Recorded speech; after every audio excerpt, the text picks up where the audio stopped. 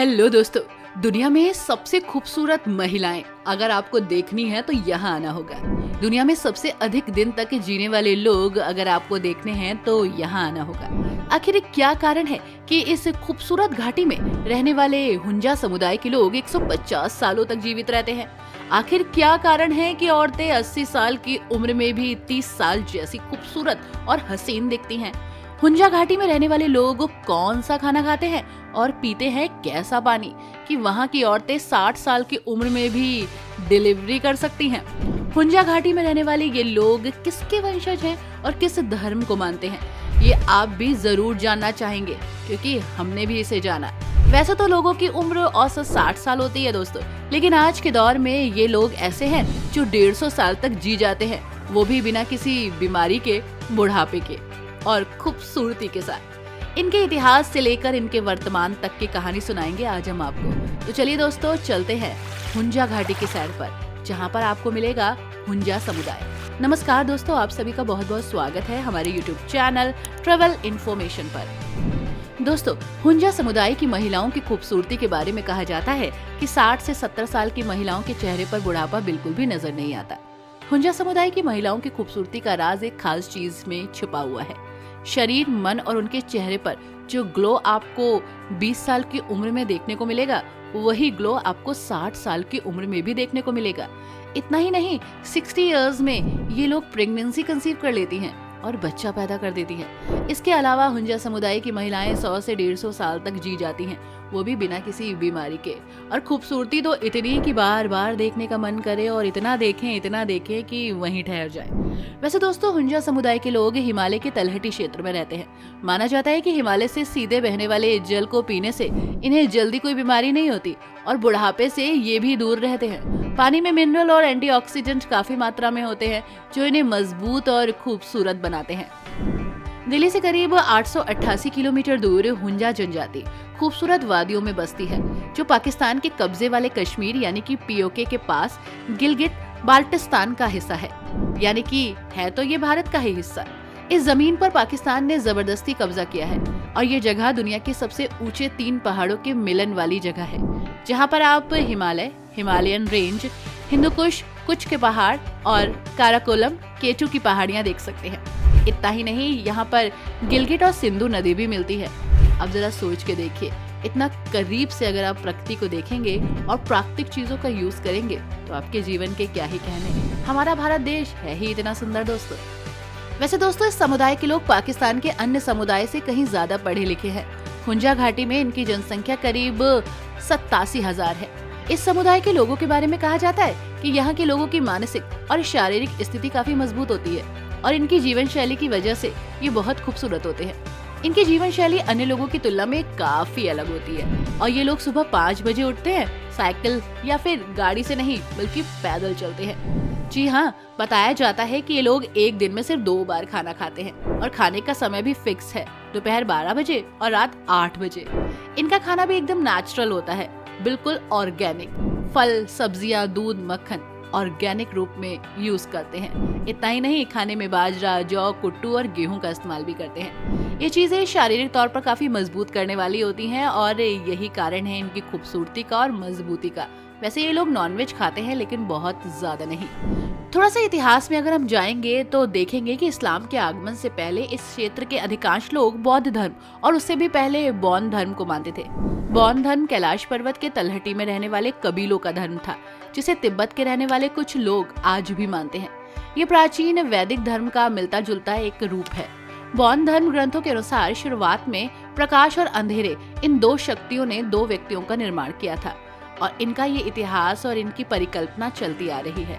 ये लोग बुराई और अच्छाई दोनों को फॉलो करते हैं, चंद्रमा और सूर्य को फॉलो करते हैं, मनुष्यों को धर्म की शिक्षा देते हैं। इसी के साथ तो बौद्ध धर्म के अनुयायी ये मानते हैं कि शुरुआत में एक ब्रह्मांड, एक शून्य था। इसी के साथ 5 तत्वों को भी मानते हैं, पृथ्वी, वायु, अग्नि, जल और अंतरिक्ष। इसका निर्माण यही हुआ। मतलब ब्रह्मांड की जो व्यवस्था वैदिक धर्म ग्रंथों में वर्णित है, वही बौद्ध धर्म के लोग भी मानते हैं। बौद्ध धर्म के बाद हुंजा घाटी के बहुत लोगों ने बौद्ध धर्म स्वीकार किया। मतलब इस क्षेत्र के रहने वाले सब लोग सनातनी ही थे। इस क्षेत्र में चट्टानों पर लिखी प्राचीन ब्रॉन्डी लिपि में भित्ति चित्र के कई कार्य हैं, जिन्हें बौद्ध भिक्षुओं द्वारा पूजा और संस्कृति के रूप में बनाया गया था। आज ये हुंजा घाटी और ये हुंजा समुदाय वर्ल्ड फेमस हो चुका है। हर कोई इनको जानना चाहता है, परखना चाहता है और सुनना चाहता है। हुंजा एक ऐसी जगह है जो अपनी खूबसूरती ही नहीं बल्कि यहाँ की महिलाएं और यहाँ के पुरुषों दोनों की खासियतों के लिए भी पहचान रखती है। पूरी दुनिया में सबसे ज्यादा खूबसूरत औरत आपको यही मिलेगी।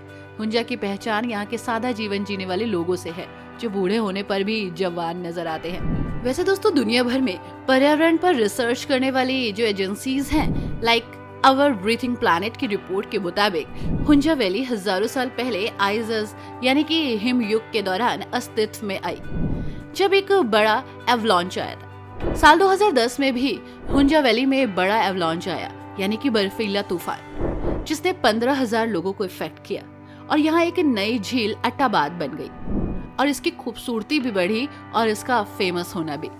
इसी के साथ दोस्तों, यहाँ पैदा होने वाली खुबानी पूरी दुनिया में मशहूर हो गई। ये खुबानी कैसे तैयार की जाती है वो भी आप जान लीजिए। सबसे पहले पकी हुई खुबानी को पेड़ से तोड़ा जाता है, उसे एक जगह इकट्ठा किया जाता है और खुबानी के बीज निकाले जाते हैं। बीज और खुबानी अलग रखे जाते हैं और खुबानी के बीज के तेल का इस्तेमाल खाना बनाने में करते हैं और यही खुबानी का तेल है जो इनके हेल्दी और खूबसूरत होने में एक बहुत ही इम्पोर्टेंट पार्ट अदा करता है। वैसे दोस्तों, ये एक समुदाय है, देश दुनिया से थोड़ा सा कटा हुआ, ज्यादा आधुनिकता में नहीं है, लेकिन फिर भी एक बात जानकर आपको हैरानी होगी, यहाँ लड़के और लड़कियों में कोई फर्क नहीं किया जाता। हुंजा वैली के लोग लड़के और लड़कियों में कोई भी फर्क नहीं करते हैं। शिक्षा के मामले में दोनों साथ चलते हैं और जीवन को आगे बढ़ाने में भी मर्द और औरत साथ नजर आते हैं। कंधे से कंधा मिलाकर वो परिवार को साथ लेकर चलते हैं और महिलाएं पुरुषों का हाथ बढ़ाती हैं। पर्यटकों को लुभा रही हुंजा वैली काफी गुलजार है टूरिस्ट से। 11 महीनों में करीब 12 लाख पर्यटक हुंजा वैली आते हैं दोस्तों। हुंजा के लोग बताते हैं कि ये आंकड़ा काफी कम हुआ 2001 में, जब अमेरिका पर 9/11 अटैक हुआ। उसके बाद पर्यटन उद्योग बैठ गया था, लेकिन एक बार फिर यहाँ टूरिस्ट गुलजार हो रहे हैं और इस जगह को समझने, इस लाइफ को एक्सेप्ट करने लोग आ रहे हैं। लोग अपने जीवन से, भीड़ भाड़ से काफी परेशान हैं, लेकिन इस वैली में आकर उन्हें वाकई सुकून मिलता है। दोस्तों, हुंजा वैली की खूबसूरती, सादा खाना, यहाँ का रहन सहन, मेहमान नवाजी, लोक संगीत और कढ़ाई बुनाई की वजह से पर्यटक बेहद अट्रैक्ट होते हैं। वैसे दोस्तों, हुंजा वैली एक प्रिंसली स्टेट था, जहाँ की जनसंख्या करीब 88,000 है। यहाँ आपको बता दें कि हुंजा वैली का सबसे बड़ा शहर करीमाबाद ही है, जो कभी यहाँ की राजधानी हुआ करता था। इसके साथ ही इस वैली के आखिरी हुक्मरान मीर मोहम्मद जमाल खान थे।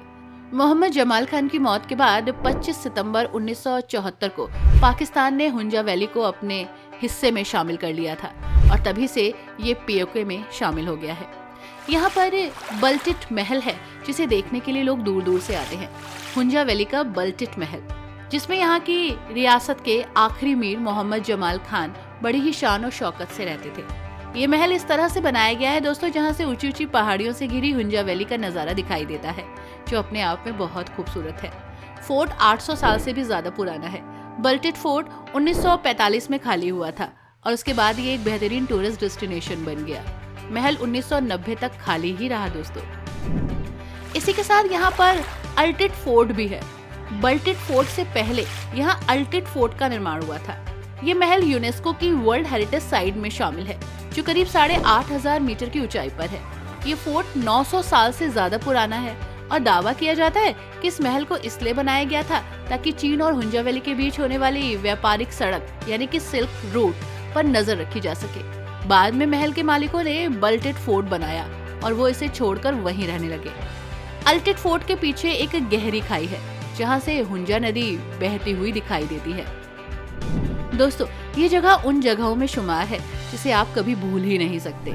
यहाँ आना और यहाँ का एक्सपीरियंस लेना, उसके बाद वापस अपने देश और शहर लौट जाना काफी पेनफुल होता है।